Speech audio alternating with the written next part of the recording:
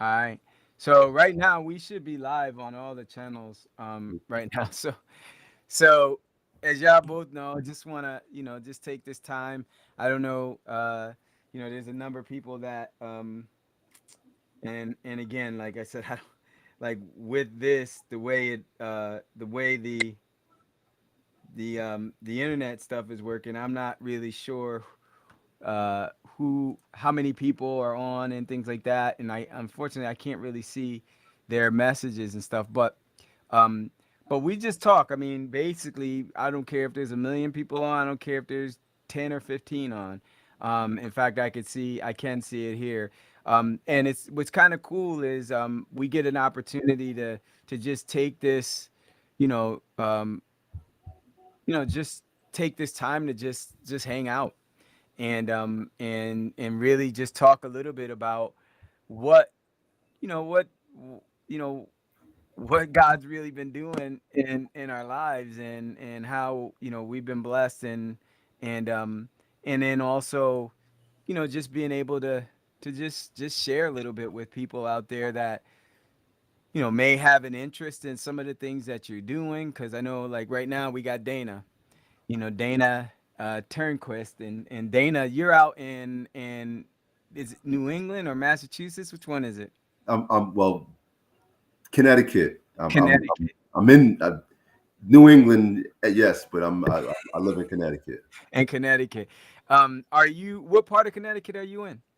I'm in Manchester, so I'm Oh, so probably about 15 minutes from Hartford. Hartford's probably the biggest city closest to me. okay. Yeah, and so it's me. Everybody's met Earl before. Earl's actually Earl. You in Rochester, New York, in my own hometown, Yeah, yeah. and so yeah, I've met Earl before, and right now I'm actually in New York. I came over from Florida a couple weeks ago. Been still here. Not sure when the Lord's sending me back, but we'll be going back hopefully within the next couple weeks. But Dana, man, you out in Connecticut, man. You've been you and I got a chance to meet each other for the first time a few months back, and since then it's been quite a ride for you, it seems, huh? Yeah, yeah, yeah. And again, this is all new to me, so I appreciate all that you offer me on the front end. Just the educational exposure alone, just hit a switch that changed my mindset about real estate and everything. So I appreciate that for sure. Yeah, so that's kind of cool. Yeah, listen, that's what I'm passionate about. I love doing this stuff, man, and I know you do too.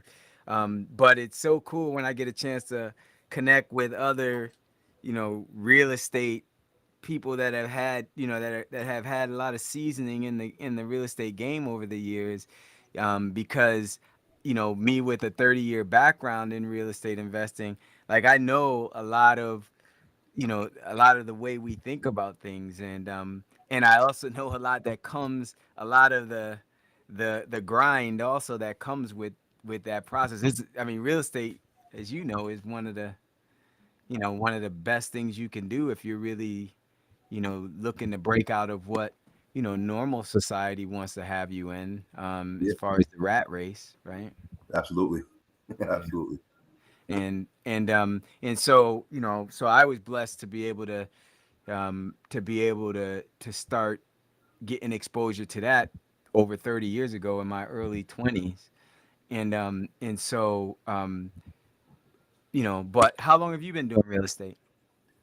So my wife and I, we got into real estate initially um, in 2000, right before the market freaking ballooned in 2007, 2008. Oh, before the pop.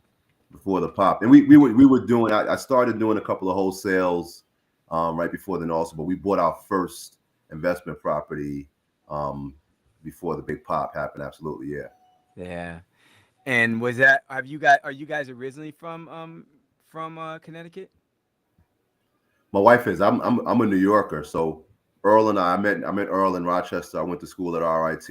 I grew up in New York City, and while living in Rochester, I met my wife. My wife actually visited me in Rochester. She's met Earl before also, and once we, decided we were going to build a life together, I moved to Connecticut where she was Cool. So you've been there how long now? since the late '90s, bro. It's It's right. The late 1900s, as the millennials would say. You do you guys have kids? We do. We have three beautiful kids, um, and I'm a New Englander now. There you go. Hey man, three beautiful kids. What's your wife's name, Dana? My wife's name is Latasha. Natasha. And how Yeah, old are the she's kids? so the my son is 30. The middle baby is 27, and my youngest, who's in college right now, she's a junior in college. She's 20. Okay. All right. And I got two beautiful grandkids by my 30-year-old grandson. So I'm my Hey 30 year man. old. Hey man. Yeah. Are they near you?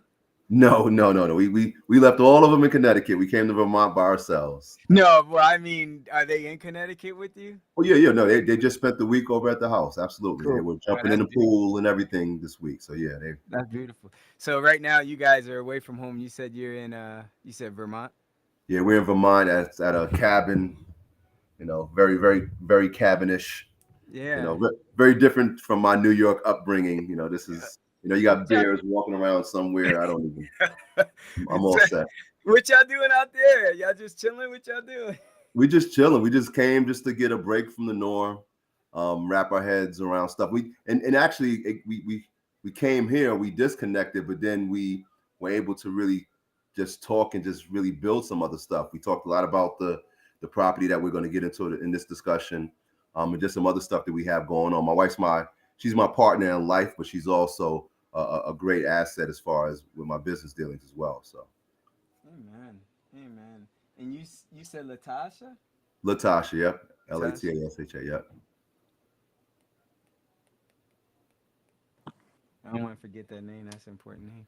So, cool, cool. So, all right. So y'all hanging out in Vermont, just kind of, just spending some good sweetie time together, That's it.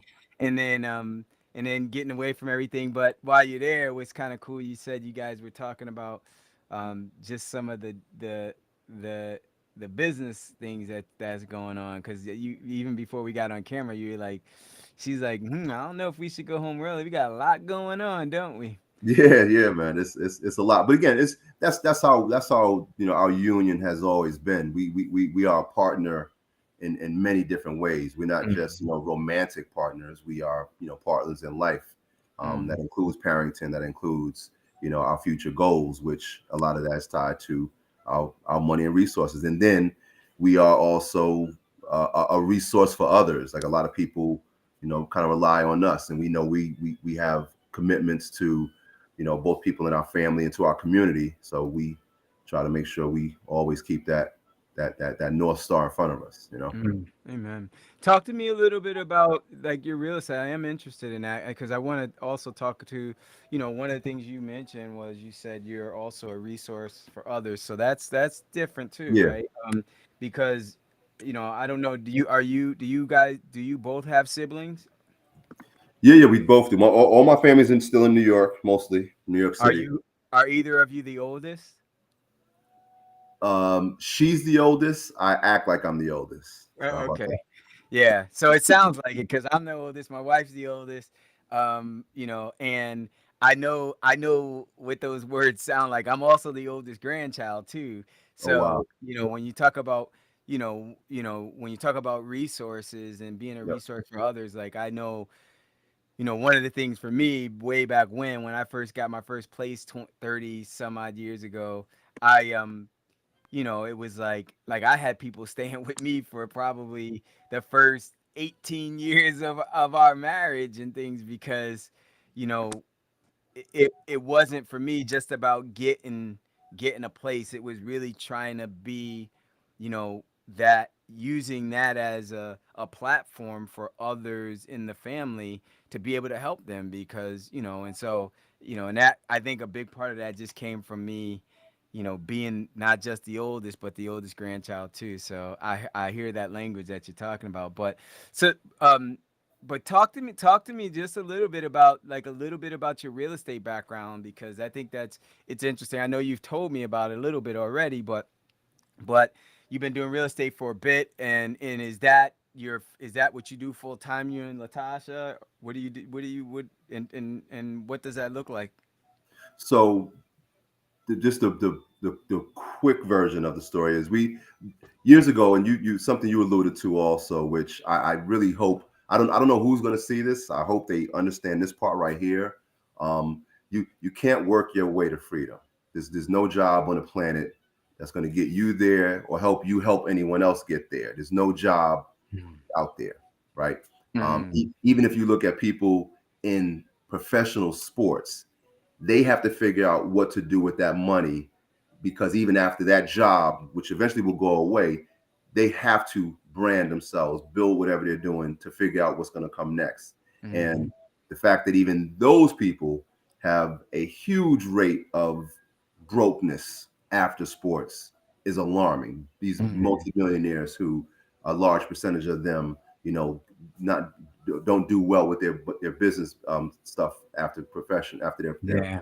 job is crazy. So Yeah. I knew early on that I needed to do something more than just have a job. I've been entrepreneurial minded for a long time. That's kind of how Earl and I met. We met in a business opportunity back in the 90s. Um, moved to Connecticut and uh, was working. My business stuff didn't translate as well from when I moved from New York to Connecticut. I was doing some graphic stuff. I was also doing some marketing with some people. But I knew real estate always had its teeth in what success looks like in this country. Even though no one taught you that, we're not taught that in school that you need to be in real estate. Even though that's where 2/3, maybe more of the country's wealth is tied up in real estate. Yeah. But no one ever taught us that. So once I figured out that real estate is where I wanted to be, I tried to get in as well as I could. I started doing some wholesale stuff before anyone was even talking about wholesaling back in the day. Um, and then a partner and I and Earl talked about this also, and we did it. We figured it out as we were going. Earl had a better system. I wish I knew. I wish Earl and I did it back then because we were doing lease options because we weren't able to buy properties yet. So we would just try to take on the paper and get some get properties that way. And then from there, my wife and I, and this is with another business partner. My wife and I said, okay, listen, we need to buy a multi-family. We're going to live in part of it, and then use the rest of it to pay the mortgage, and then we'll move, and then we'll let this one be a full investment property, and then we'll keep doing that. And then that's what my wife and I did. Then we bought multiple properties after that as landlords. Mm-hmm. So also did one flip, which I wasn't a big fan of the flips. It's just a lot of stuff, too many moving parts for me. But yeah, All right. So a lot of buy and hold, buy and hold. yeah. Again, we did a little bit of everything, but the buy and hold strategy was what made sense. Because we both also were still working at the time. I was working in education, and so was my wife, and we both still work in education. We have Oh, you guys do. Okay. yeah. We're pretty tied to the educational um, agencies in our towns. Okay. All right, cool. Um, so all right, so now, you know, as so there's a couple things, and and I'll talk a little bit about the Airbnb stuff in a little bit because I know that that's a whole different, like a bit of a pivot you guys took, and I want to just talk about that a little bit. But before that, like I want to talk because you were saying some other things about like I'm hearing this, like if I didn't know you like I know you. I mean, I don't know everything about you, but we've had a number of conversations. But Mhm. and also, knowing Earl's kind of shared some other things too.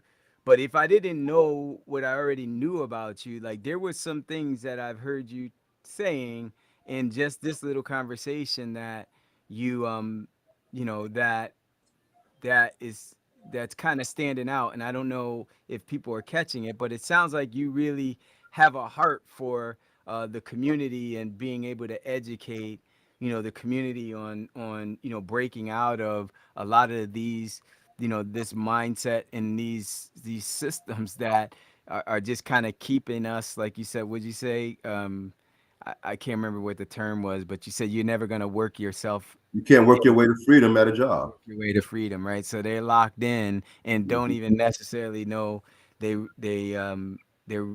that they are, right? Yeah, It's yeah. it's funny because Earl and I we were talking about that today because that's also a passion that he and his wife Yvonne has, and just because you're working doesn't mean that you're locked, right?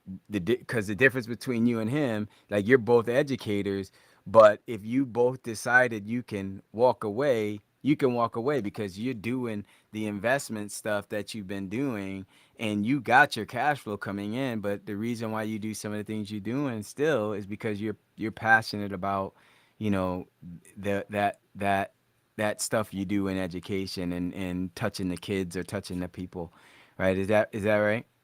Yeah, absolutely. And actually, there's a whole other uh, business lane that I'm in that Earl's involved with me in also, where we teach financial education to people, Yeah. right? And even through my work in schools, I typically will partner with fathers groups.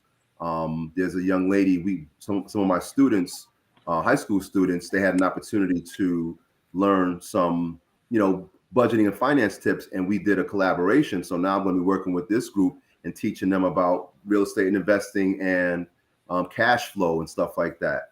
So there's a ton of ways to do it, and there's even a system in place where folks can start to build their cash flow, build some of their investments that we're tied to also. And Mm. real estate's really, really, either sexy or intimidating for a lot of people. But once they really just take the time to learn it, the whole mystique of it goes away. And the more of us who understand that and decide to, jump into it, we could save a lot of people. We could save a lot of communities. We could save, we could change some stuff. Let me just say that, Coach. Could change some stuff. Yeah. Yeah. Yeah. When I got into real estate 30 some odd years ago, I was kind of thrusted into it in a sense. Not, meaning like if you anyone knows my story, like um, I my mom, I got a call from my mom 30 some 30 years ago telling me she was about to die. Oh And wow. I was the oldest, you know, i- of the my three siblings, and we were in a single parent household, and we were living below the poverty line. And so like my whole world was just kind of turned upside down, and being the oldest, like you said, like people depend on you, right? But it was like, for me, I looked at it as like, okay, what am I gonna do now? Like, what am I gonna do if mom passes? What am I gonna do? And I don't know if you remember this, but back in the day, who was it? It was Carlton Sheets. Carlton Sheets. Oh yeah, I purchased it. Oh yeah, You purchased it, absolutely. yeah. And I ran across it as well. And I was like, I think I could do that. No money down. Oh, No absolutely. money down. How to buy property, no money down. And I'm still in school. I got no money. I got no credit. I got no knowledge about real estate. But one thing I sure had was like, now I had a real big why as to I can't I like I gotta really start getting serious about life real fast, right? Yeah, And absolutely. that just seemed to make some sense to me. And I purchased it. I didn't even have the money to do that, but I did.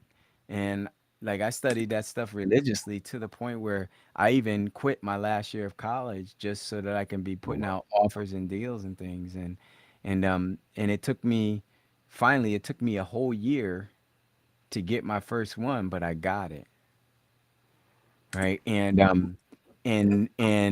was really only getting it because I wanted to have a place for my siblings and my mom to come in the event something happened. And um and then as I got that first one, and I was getting a no's every day. I was getting no's. No, no, no, no, no, no, no, no. Putting out offers. No, no, no, no, no. And I finally got the yes, and it changed my whole perspective. And then I was like, you know what? Maybe I can do this not just to put a roof over our heads, but maybe I can do this to change our lives forever. Right. Right. Right. And so, and then over 700 transactions and millions of dollars later, you know, I'm glad I made that decision. And I know, like you guys are doing a lot of things too. Earl's doing things in real estate. I mean, Earl's been with me for 6 months now. He's got over 30 Airbnb listings now. And but the thing that the thing that got me and the thing that gets a lot of people is that in the beginning they think, like, because you said, and tell me why. I'll let you talk about it.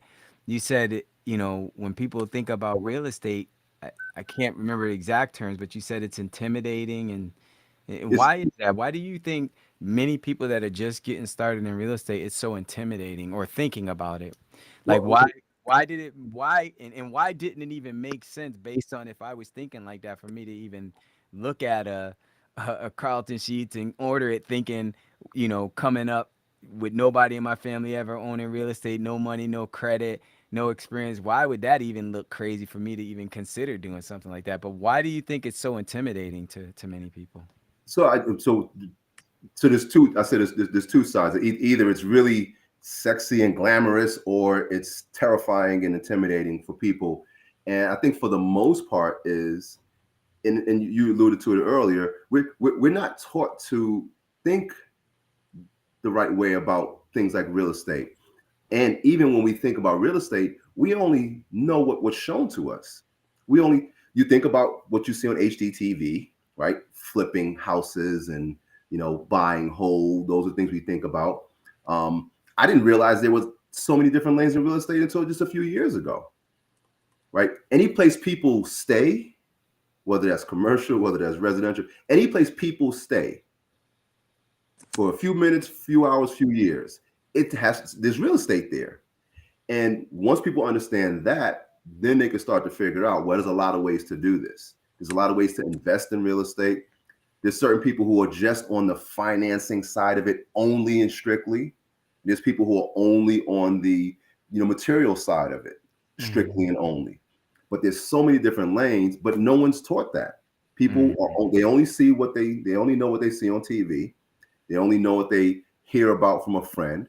Um, and we know what landlords look like. We know what that feels like. We've either wanted to thought about being one, or had one, and either you are cool with the idea or you say that's too much risk for me. We know buying and flipping is like, well, it's either too much money or yeah, I love doing that. And people wind up on either side of those, but that's only like two out of 1,000 things in real estate. Yeah, right. And if folks Right. realize all these other lanes, Yeah. they'd be like, wow, okay, cool. Let me start here and learn as I grow. Yeah. You know, yeah, and as you say that, it's interesting because I said to my son, and and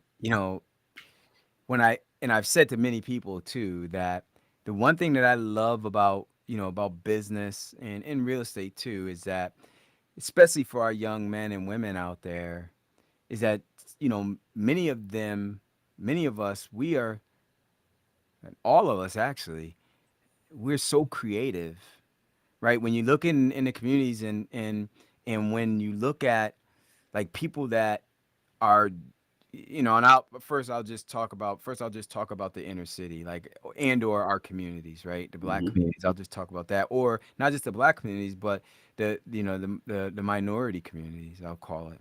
Um, but a lot of times, and it even goes past that, beyond that, because it's in the suburbs too.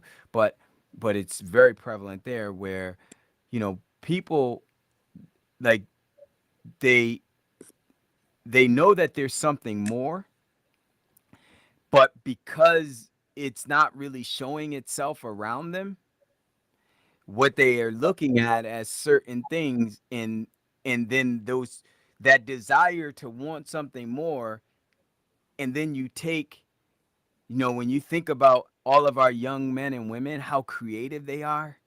Like, Hmm. you think about how, when they look at social media and when they are doing different things, like, you could see how they just, like their brains, like, you talk to the kids, like, they're just all over the place, like, and when you can really harness and direct that, like, so many great things come out of it. But inside the communities, it just seems like it's so, it like you just said with realist, like the way they look at it, what they're taught, it's so very uh one dimensional. Absolutely. Right. And then they think, well, the only way that I can really, I know there's more. The only way I can get more is I follow whoever who really isn't really doing much, just maybe doing more than what mom and dad is doing, and or what they've seen as something that can help them out. And then like they're taking all that creativity, all that, you know, that intelligence, and putting it in things that either have a limited lifespan or could also get them in a lot of trouble. So Right. Coach, can I ask you a question, Coach? Yeah.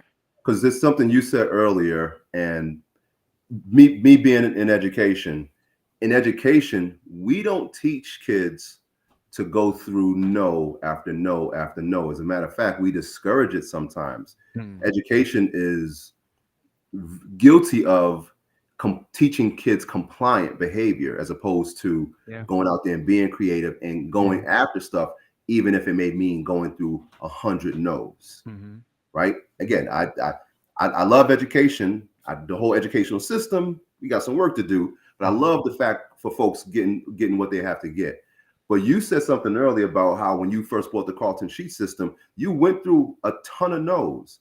Like what was it for you that said I'm not gonna take I'm not gonna let no stop me, because we're so conditioned to be compliant by the educational system. Like what was different for you? Let me ask you All right, that. I'm gonna answer that in a second, but that's why I was telling what I was saying. I just want to finish this piece. Like, the reason why I love real estate and business is because all that creativity, when our young men and women and they're plugged into the right thing, there's really no limits. And because there's so many facets of it that are just really not necessarily taught, because most people that are actually doing it, in many cases when they're in our communities, they're not helping or reaching back, right? Or the ones that are not in the communities, they're giving back, but they're giving it back to their communities and to their families, right? Absolutely. So, but I'm not saying everybody, because that's not me, that's not you, and there's others. We're not the only ones. We've done that, but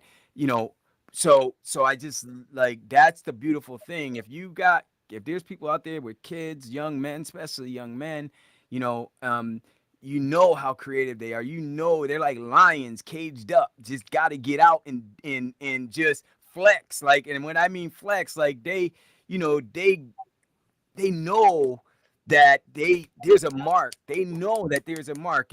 And for me, obviously, I'm a believer in the Lord, and I love the Lord. And so first and foremost, I'm pointing them to him, and I know he'll give them vision, but they also gotta have a place to take that, right? And from a business perspective, when you guide them properly, then all that creativity is able to start coming out. And then the beautiful thing is, as long as they know how to be honest and morally correct, right, and sound, and making sure they're helping people and not taking advantage, and it's always about win-win, then can't no one ever come and take it from them, and then there's no limits. That's how Absolutely. people build these multi-million dollar and billion dollar companies, because now it's just about all that passion that's coming out, right? And it's Absolutely. being done in the right way, and the byproduct of all of that is the finance that comes with it as well, right? So Absolutely.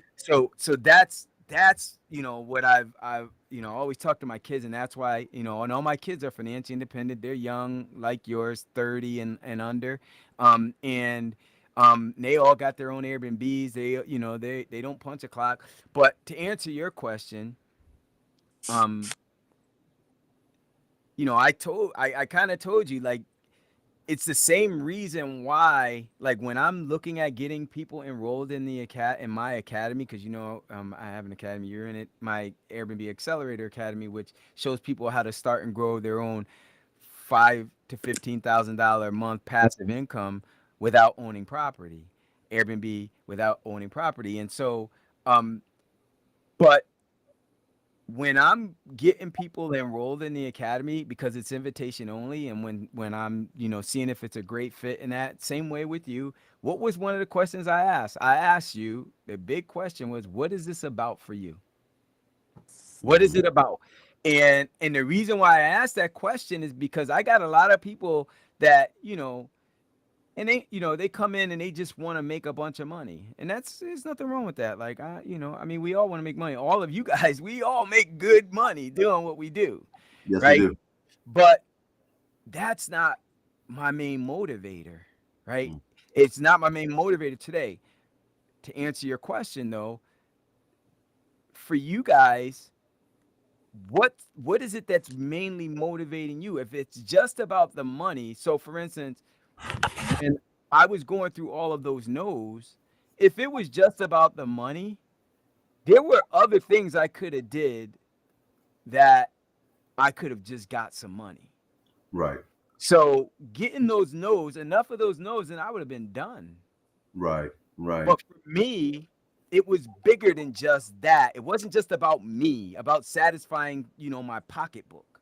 I had a big why. My big why was my mom is about to die. I might have to take care of my brother, my younger brother and sister. Like, I got to step up. And this was it. And as I said, I wasn't trying to be some multi-million dollar real estate investor like I am. I was just trying to get my first place. And I wasn't trying to do it traditionally the way they teach you, which is you got to go get a job and go borrow all this money. Because the fact of the matter is, I didn't qualify, right? I didn't qualify for all of that, and that's why I was asking you earlier.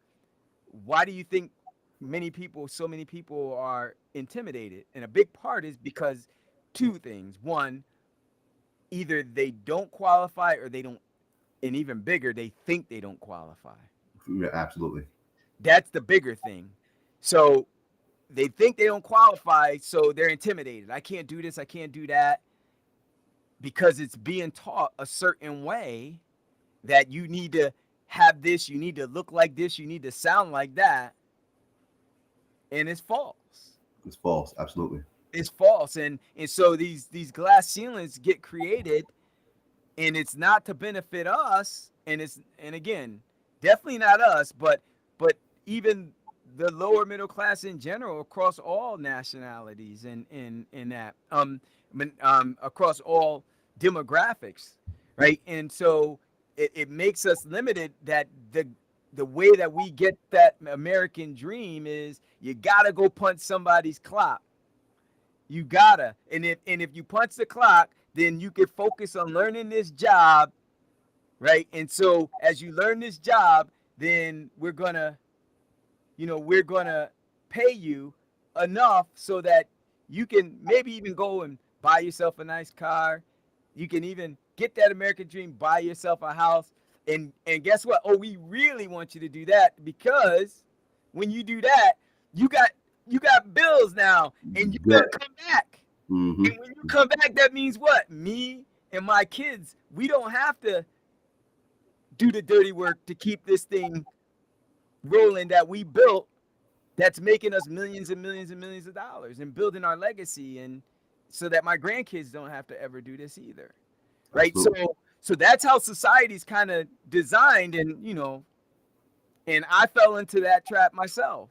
Because once I got my first place, I didn't do it with any banks and none of that. That's not where Carlton Sheets was teaching back then. I didn't have to, but then I fell into the trap and thinking, well, okay, I just did it that way because, man, I didn't, I didn't have any money. I didn't really have any credit or any experience.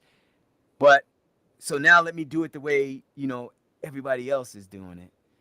So I went and got a job working for the bank, you know, rose through the corporate ladder, went and got some mortgages, got debt, had rentals, had very little cash flow because, and then I'm locked up, just like they talk about, like I just got finished talking about, I'm locked up. But and then when I looked up one day and I realized, even though I got multiple properties now, but I realized, my employer was starting to mess around with my money a little bit. And I looked up and I go, man, if I walk away from this today, I really couldn't support my lifestyle because my cash flow was still, I got multiple properties, but it was thin cash flow because I got all these mortgages. Who's it benefiting? The bank. I got, I got Right. I gotta, I don't have enough cash flow. So I said, this has got to change. So I went back to my old methods, and literally within the first year after going back, I was still working, but it took me a year to work myself out of my 6-figure job. 9 years later, made a bunch of money that year, over 300,000. Signed my letter of resignation. I was a vice president of the bank at that point, and then, um, and then the rest was history. A few years later, I was making over $1 million a year in real estate. So why do I ask the question? When I'm looking to get someone enrolled in the academy, why are you doing this? And why do I give the invitation? I give the invitation because that big why, if that big why, like me, was bigger than just making a few bucks or making some money so I can just go flex and floss, then if then couple things. It's going to be easy to stop you. It's going to be easy to stop you because nothing's perfect, right? That thing that even though we got a great system,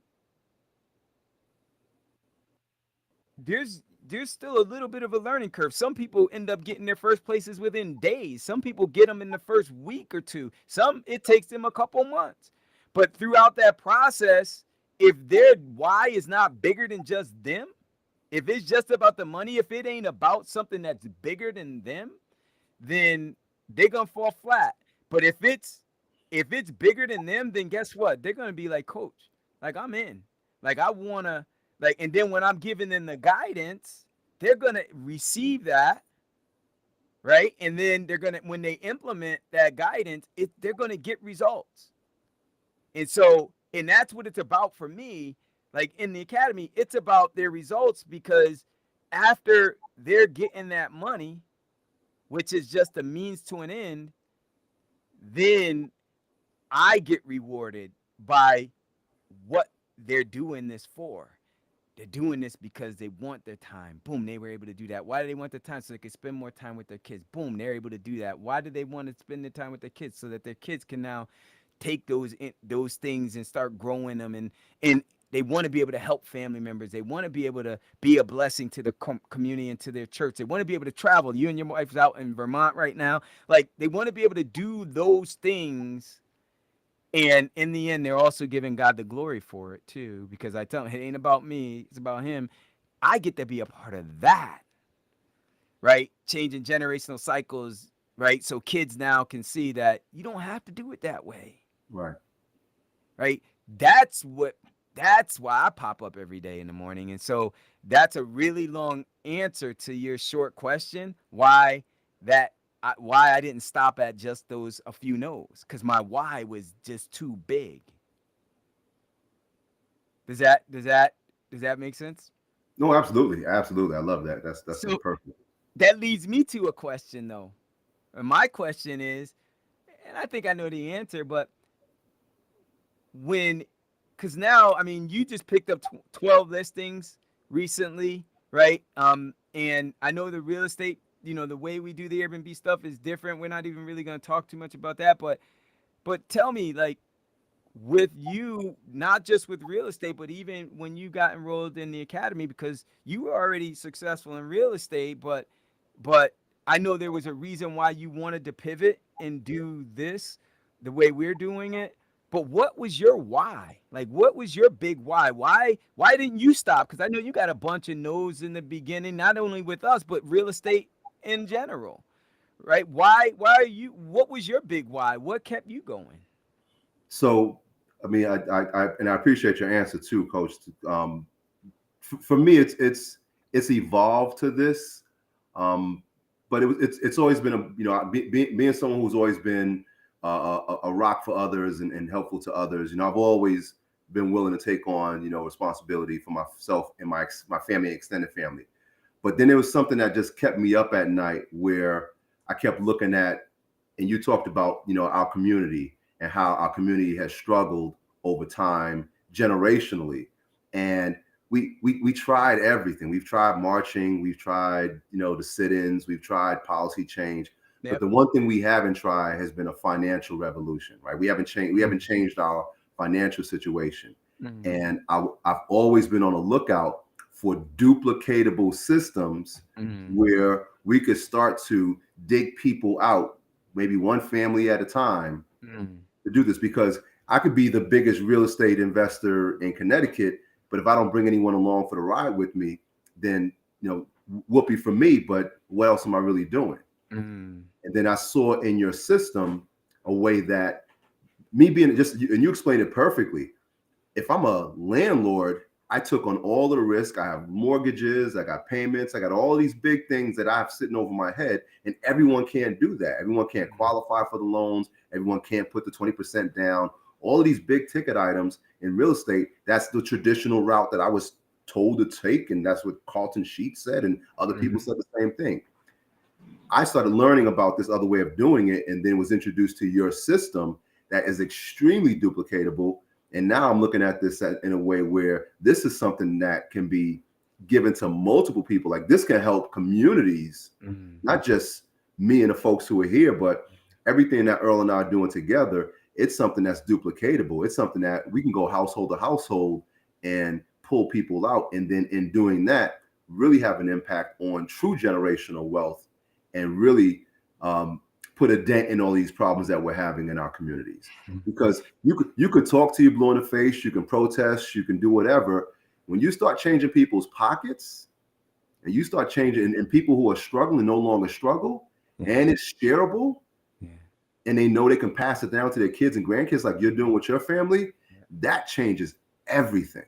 Amen. And that keeps Amen. that will, if I didn't have this, I'd be on to something else. And if I didn't have that, I'd be up at night thinking about it until I found it. Amen. Jennifer's like, Amen. That's what I'm talking about. Mariner's talking about, hey fam. So I can see now. I can see some of the messages coming through. Yeah, that's it. Like that is it. That's exactly. And I was just, in fact, Earl and I, because y'all don't know, but I mean you may know already, but Earl and Myrna, they're both part of my mastermind program. And my Mm-hmm. mastermind program is that program where we're doing 25, 50 to $100,000 a month in income, and helping people to know how to do the things that we're successful at or passionate about, right? And being able to do it from anywhere in the world, doing it only with the people that you like and love the most in the world. And so that, you know, for me, with I was just on with Earl earlier, he and his wife, and we were going through some things as it relates to mastermind, and his son walked in the room, right? His son walked in the room, and his son was like, hey, Coach Graham, how you doing? I'm like, hey, what's up? And he's like, hey, what's up, Lewis? And he's like, I got to get some of that passive income. And I was like, well, I said, let me know when you're ready, because like I know dads talk to him a little bit, right? But here's the thing: I wasn't talking to my kids. And this is gonna get back to something you were saying. Like all my kids do Airbnb today. They're all financial independent. It's a blessing because I know the gifts that they have, and I know that how they're able to touch the world. And but I wasn't talking to them about this stuff. Nope. You know what I was doing? I was just doing it. I was living by example. Oh, don't forget, and behind the scenes, I'm praying because, like, Absolutely.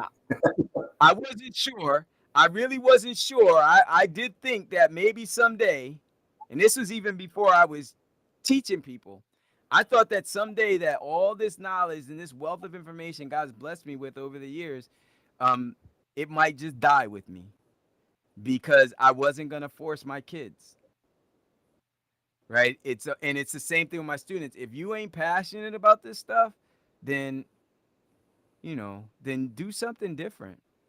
If you ain't doing what you're passionate about every day, and it doesn't have to be this, but you got to find that thing you're passionate about. And I never, ever wanted to take them away from really where I believe where they believe God's leading them. Doesn't mean as a dad I can't, like, nudge a little bit, right? Because we all need a little bit of that to help keep them on, right? but I would never say you should do this or you should do that. I tried not to. As parents, we do that, but I tried not to. Um, and then guess what? Eventually, like when I got out of traditional real estate, all that landlording stuff, I was doing a lot of it over the years. They saw a lot of that. It didn't look fun. Like it No, was all kinds of stuff going on. It wasn't fun, although they were intrigued because it was still allowing me the affordability to do things that most people still couldn't do. It wasn't fun, right? facts. And when I took that pivot and they saw the pivot and then they're watching and they see that, whoa, like dad's around all the time. We're doing all these different things. He's got cash flow. And then I did set them up a little bit. Like every now and then they'd be riding with me and I'll stop in, even though I didn't need to stop in one of the Airbnbs. They stop in with me. And then a guest would come out and the guest would be from a different country and just be so excited that we allowed them to stay here and they just talkative. And then they see how nice the places are and it's just fresh and fun. Eventually they started asking, Dad, do you think I can do this? and and all I said was, you ready? If you ready, let's go. And then Right. I would show them. I put them in the academy and show them, and they see exactly what the students are doing, and boom, they started doing it, and then they realized, man, this is real. Like, and oh, and by the way, when they really started asking, that's when I started showing them the numbers. And when they started seeing the numbers, they're like, wait, like my youngest daughter, she had just graduated. She was in her senior year of college, just going into her senior year, and she came home. We were having lunch one day when she came home for break because she also played Division I basketball out there, and so she was on break. She came home, and I took her to lunch because I knew I was going to show her some numbers this time, and because she had been asking a lot of questions, and and when I showed her the numbers, it blew her mind because she's like, wait a minute. You say this is how much you make a month, a day, a week? Dad, do you realize this is what some people make? Some people don't even make this in a whole year. Oh, and then what really blew her mind was I said, oh, hold on. I got something else to show you, though. She said, what? I said, let me show you how much time I actually have to put in. So then it just really blew her mind because she goes, Dad, do you realize how many hours someone has to work to make anything close to this? Now, that's the old mindset, right? How many hours you have to Right. work. And I said, yeah, I do understand how many hours people think they have to work. I said, but when you understand, there's a different world, honey, that exists beyond really what most people around you understand and know. And that world is when you're in the world where it's a where you have financial freedom, where you're building wealth, it ain't about trading your time for dollars. Right? You're able, it's not about that. It's about actually the more you have, actually the less you should be doing and the dollars continue to grow and flow. And it blew her mind. So she was on her way to law school that year. Well, she was on her way to graduating and she was going to take a gap year before law school. But she, after that, like she kept texting me after she left, Dad, like this is freaking me out. Like I just can't stop thinking about it. And it wasn't about the money, but it was just about the concept. And then around her, she's at Monmouth University on the Jersey Shore, and there were a lot of very rich kids around her all the time. And she started now seeing what they were talking about when they were talking about their parents, but she never got it before. And she started seeing everything so differently. So she said, "You know what, Dad? When I come home, like my first order of business is I want to work with you if that's okay, and I want to get my first Airbnb. And then, I'm still gonna take this gap year for law school, but depending on how this goes, I might not go to law school, Dad." And I said, well, that's going to be your choice. It's what the Lord has for you. And we'll talk about your reasons for wanting to go and why not. And then, we'll talk about it. But sure. So when she got home, her graduation gift was her first Airbnb. I gave it to her. And now she has a bunch. She runs all my stuff. But, and expert and a coach and a mentor inside the academy as well. And she's traveling all over the world, doing all kinds of things. But like that's Is that Rosa? yeah, that's Rosa. Yeah, yeah, yeah. So and you guys know the kind of value she brings right to the academy. Like she That's all. trained. I know I hear her name. I hear people talk about her all the time. So yeah, absolutely. she don't need me like Yeah. that. I don't.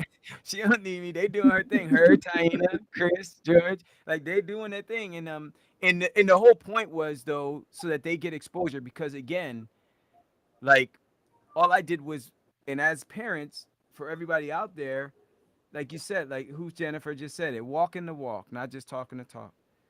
And I shared an example, same thing. So with Earl's son Lewis, he's watching now, and Earl's kind of taking a pivot. Now Earl's got like 31, 30, no, he's got more than 31, but definitely over 30. Earl, how many listings you got now? I don't know if I should ask you, but you over 30, right? I know you over 30, right? Yeah, You on mute. I can't hear you. I don't know. Is he? I don't know why Earl's on mute,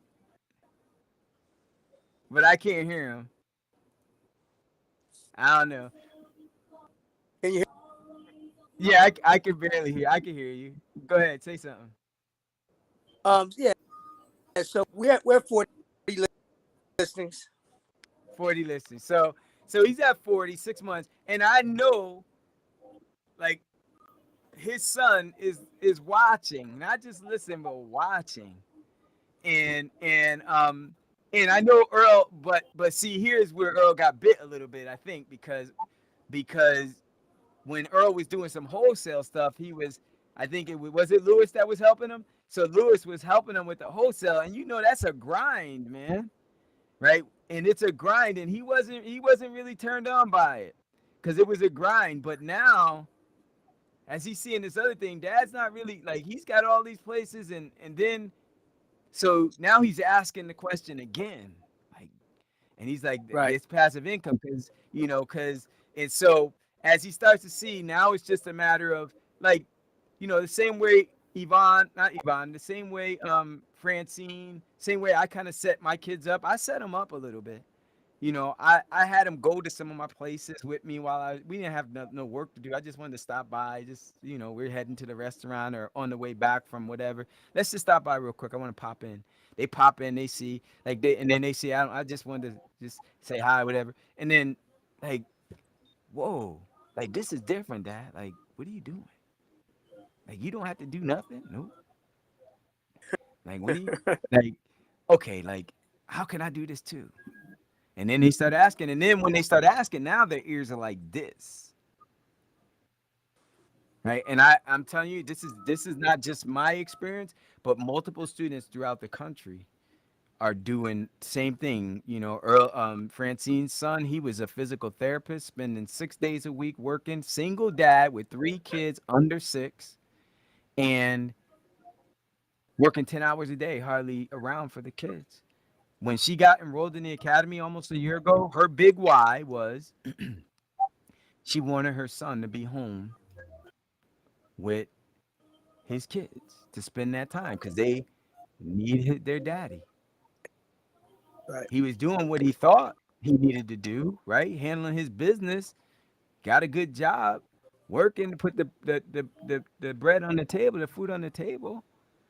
But his kids, they weren't getting daddy. Well, guess what? It's been just about a year.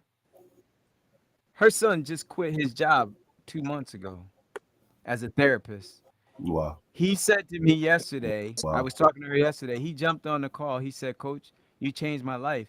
He said, I want you to know, just in the last 6 months, I made more in the last 6 months with my Airbnbs than I made all year last year working 6 days a week. He said, I just want you to know that. I said, well, give him the glory. I said, but he said, and my mom, when she first started doing this, she didn't even tell me she was doing it. And then she asked me to come help her to move some furniture into her new place. And I was like, Mom, what new place? What are you talking about? And and the reason why he didn't know, because I told her, don't tell him. That's your big why. Don't even tell him. I said, just lead by example. And then he'll start seeing. He said, and when I look, like I'm looking, and then she told me, and I got my first booking. Somebody's gonna be coming in on Saturday. He's like, what? He said, I was watching her over the next couple of weeks, and like it was crazy. I started doing all my research. I said, Ma, I gotta do this too. And now he's got 12 listings himself.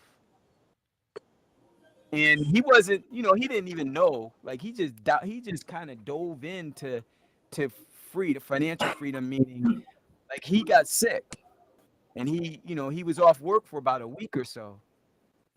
And then they were asking him to come back earlier than he needed to because he was the best therapist that they had and everybody wanted him.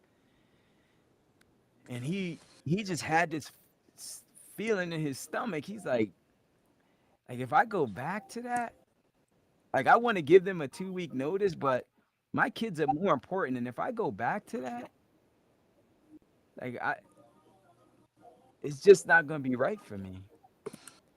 So he just respectfully just gave him a notice and just told him he's not coming back. And he put his first ministry first, his family. And so that's my why. That's why I do this now, because it ain't even about the money anymore. It's I get to live vicariously through all of you guys, right? Right? I don't want to own all the Airbnbs in the world, control them all in the world. I want y'all doing it so I could be a part of those stories, changing lives throughout the world, just like you. Just like you talked about what you want to do. You got to bring people with you, right? That's legacy.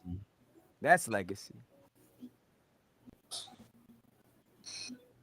Absolutely. Absolutely. Well said. Yeah.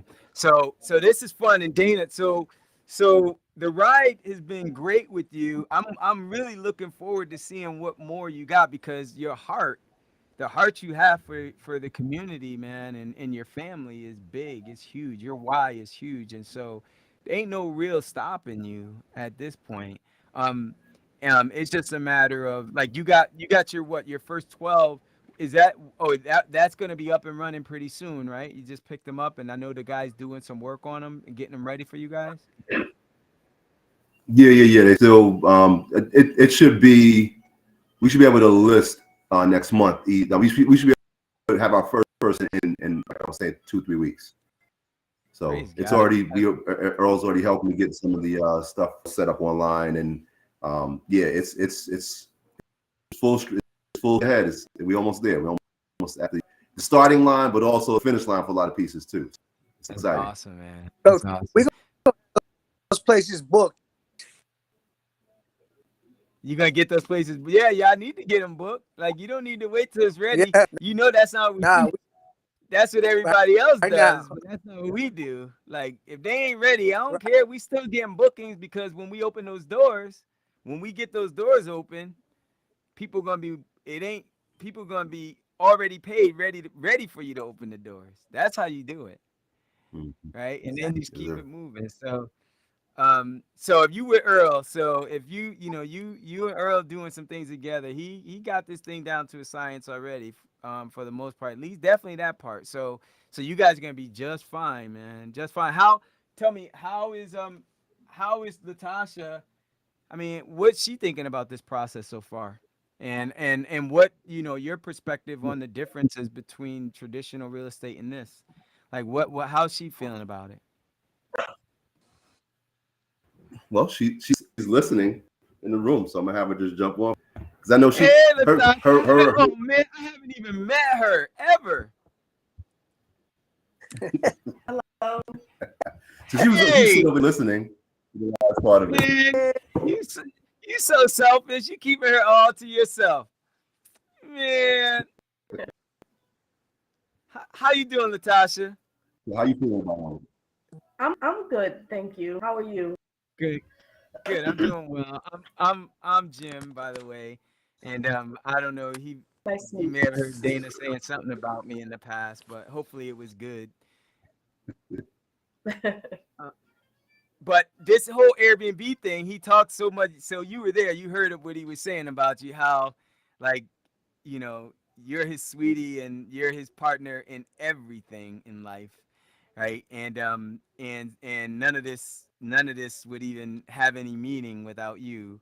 Um, but with that, now as you've been in on this journey with him throughout all, you know, these years with you know the real estate investing and things, as you guys have been on this journey together, um, how is this part, I mean, the Airbnb thing been different? Has it been, I mean, you guys haven't actually started doing a whole lot yet as far as bookings and stuff, but at least, you know, picking up, you know, the first place, and like, how is that, has that been different for you? Or, I mean, I'd like to get your perspective. I'm interested.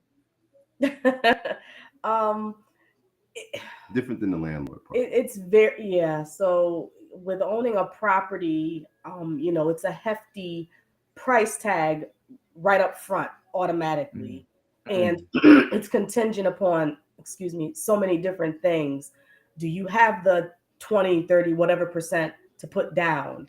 Do you have the time to go in and fix the furnace when there's a snowstorm and we're also snowed in?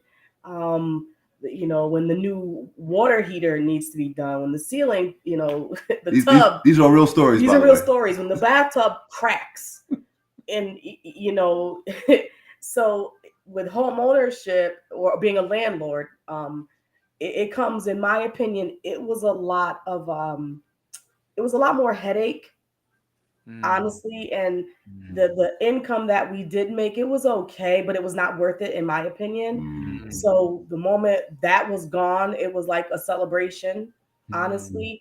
Mm. What I see, and I haven't been as involved with the Airbnb, but the little bit I do know and have seen and have heard about, it sounds extremely interesting, only because a lot of that is already taken off the plate. I said to him today over breakfast, so if something happens, we're not going and fixing it, or we have to put aside 20,000 in case the ceiling or the roof, or it's not like that. So and the fact that the first one is very, very close to where we are, Mm-hmm. is a big deal. Where I Mm. think he might have shared this with you, where we're now in Vermont. This was Yes. a birthday gift from a friend for my 50th, and we took them up on it. And I'm upstairs looking, and I was like, okay, this is interesting. In the room that we're in right now, there's a bed, a dresser, and an ottoman, and two nightstands. I'm like, we could do that. How, how simple is that, right? Right. No air conditioning. I'm like, but there are fans in every room. I said, okay, we can afford, a $10 fan. And I'm already in my head, like, all right, we got three savers within 20 minutes of us. We got two Goodwills, you Don't know. don't don't tell all the Oh, secrets. I'm sorry. So it's just Listen, did you got, hey Dana, did y'all get my shopping list already? You should have it. Yeah. You We got the got yeah. shopping list. Yeah. Cause what did we say? $300 to $400 a room. That's all you're gonna be spending to furnish these places. Right. And Mhm. but you're right, you're so right. Like if something goes wrong, something major, it's not your responsibility. It's gonna be the owner's responsibility. And they're just more than happy to handle it. Because Right. listen, the beauty of it though is like the landlords, and Dana already knows because the guy wants to give him more stuff too. But and definitely Earl knows. But the landlords, they love you once this stuff starts because they're like, wait, I'm getting my rent, and like they're not normal tenants. Like I'm not getting called because a toilet stops up, or like I'm not getting called because there's a bug in the house. Like I'm not getting these little, Right. just, and they're not just pests, right? They're the Right. only time I really hear from them is on the first of the month when I get that electronic funds transfer cha-ching in my account because they paid their rent. Other than that, like they're taking care of my place, taking care, like I don't have to. And then, when I'm talking to them, like I'm not talking up or down to them. They're right here on my level. I love it, right? And so for them, Hmm. if something goes wrong, they know, like if it's something big, they know it's their responsibility. But because we take so good care of their places, it ain't that it's very rare. So they just want to give you everything because you just relieve them as well of all that same headache. Because one thing you forgot to mention, which I Right. know, because the things you talk about, the crack tubs and the water on the ceiling and the the furnace going out and stuff like that. But one thing you didn't mention was, what about when you just hanging out with your family in the backyard barbecuing and you get some silly call because again, the toilet overflowed or something, like those, like I used to hate toilet calls back in the day. Like, what? Like, are you kidding Yeah. me? I'm just chilling. I don't like being on call to be handling silly little things like that. So it's those big things, you're right, where some of those things will just suck up your money right away. Like, okay, that's a $5,000 Right. expense, or that's a And your time. $10,000 expense. And then your time. But then you got those other things where, like right now, y'all in Vermont, just in Vermont, just chilling, right? Spending time. Like, honestly, at night, like all day long, my ringer is off. I don't even have a ringer. Like, I don't even know why my phone has a ringer, because it's never on. And because I don't have to worry about that stuff. Everything, and then when you get more advanced and this stuff is all automated, now it's just, okay, honey, what we doing now? What we doing now? Yeah. So Latasha, that's awesome. Like, I'm looking forward to when y'all start getting your first bookings, because I wanna hear more about what you're really thinking about this stuff, because you sound like my wife. Like, I don't know if you know, like we were in we I relocated my whole family from New York this year in January. Everybody, the wife, the kids, the my son-in-law, my grandkids, everybody. We relocated and went to Florida. We picked up 26 listings out in Florida. We all have our Airbnbs in New York. Those are operating without us. We're out there. And one of the last orders of business before I left was to get rid of all my traditional stuff here. Only thing I have here is my Airbnbs. Right? And everybody's like, why are you doing that? Because I don't want to be a landlord. I have no desire Right. whatsoever to be a landlord. I did that for 30 years. I know what it's like. I used to have 250 units in my portfolio. I done that. Been there, done that. So, but I say you sound like my wife, because there are many times when she used to say, would you just let that go? Get rid of it. Get rid of it. You need to get rid of that. Because she can Yes. feel Yep. it. Like, y'all feel us, right? Y'all feel it. Because y'all with us too. And she like, just get rid of it. Why are you holding on to that thing? You don't need that. Just get rid of it. And you know us, we try to hold on a little bit longer. Just let's do this and do that. Look, I can make it work. I can make it work. I can make it work. That's it. I can make it work. Just get rid of it. And then when I started getting rid of everything, I said, honey, that one's gone. She's like, thank God. Thank God. Yes. By the Yeah.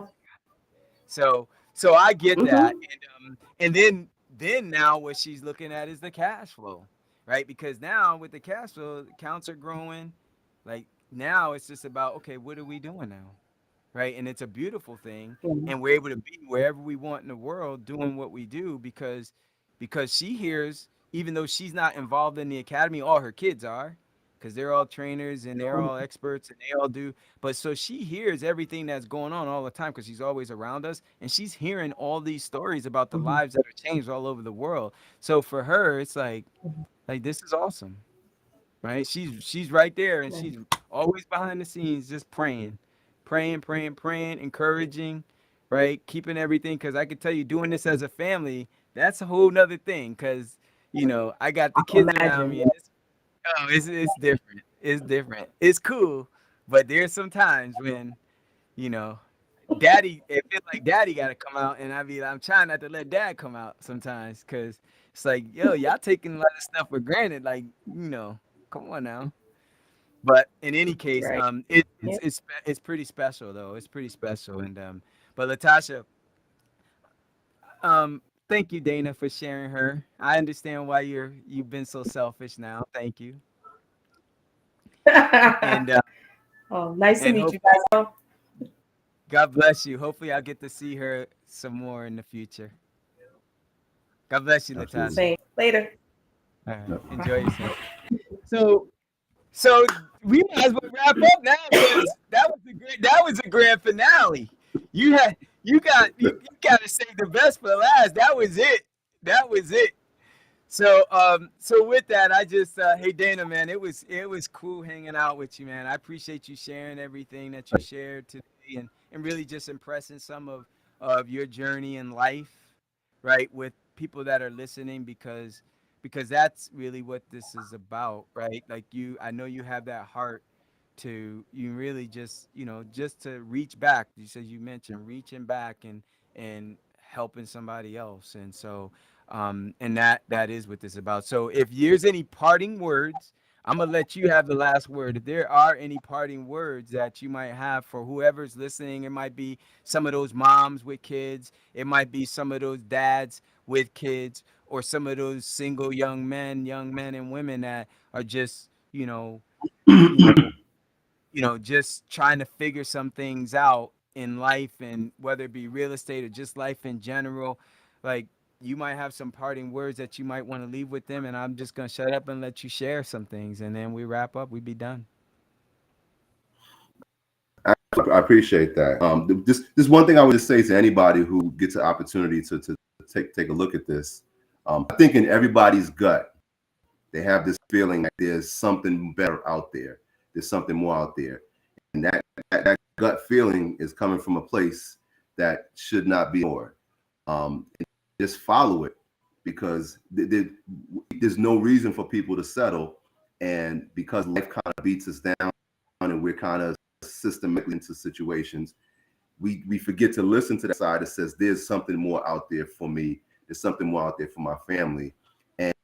And I would also say to people, let the ego go and stop trying to do everything by yourself. Either partner with family, partner with others, find a coach, find something, because trying to just be it by yourself, that's a lot, that's ego. Let that go. Mhm. Fellowship, connect with others, build with others, because in that is just still in the name of the course, in that is the accelerated growth, because we all kind of go Mhm. through life, and occasionally, if we're lucky, we'll grow through life. But when you let the ego aside and push it aside, and you connect with others, you build those friendships and fellowships, you grow faster. You can accelerate growth and find whoever that is. If it's else, find it and grow with it, and let those better connections help you accelerate that. You share with others. That's it. Mhm.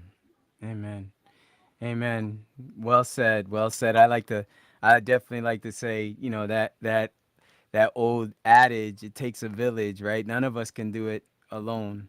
And so you're right. And some of my greatest success has been when I've connected with others. And so that's great advice, man. So hey, Dana, man, thanks for hanging out. Enjoy your time with your bride, your beautiful bride. And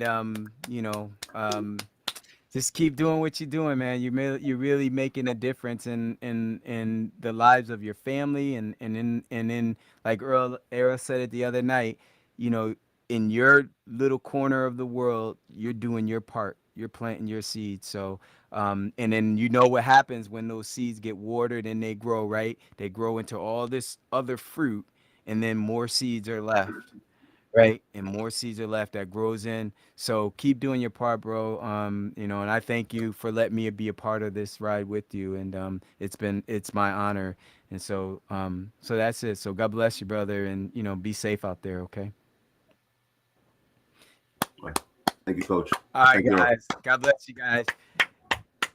Hey, Myrna, I see you, girl. I see you, sister. Hey, Jennifer, God bless you. I see you. And whoever else is out there, I don't know nobody else said anything, but if y'all in, I just want to say, God bless you all, and just reach out. If I didn't get a chance to send you any messages, reach out to us, and we'll send you some messages. Um, God bless you guys. Hey, Dana, where are you on Facebook? Are you on Instagram or what? I'm all over the place. You all over? All right. Okay. Facebook, Instagram. Yeah. Listen. And so I gotta reach the people. That's how we do it. you gotta reach the people. So if any of y'all want to know how to reach Dana too, I don't know, Dana. How do they reach you? Is it Facebook, Instagram, whichever? Which is best for them? For you? Any works. I'm pretty active on Facebook and TikTok. It's all Dana Turnquist or D Turnquist. Dana Turnquist. So God bless you guys, Yep, and Dana we love you all.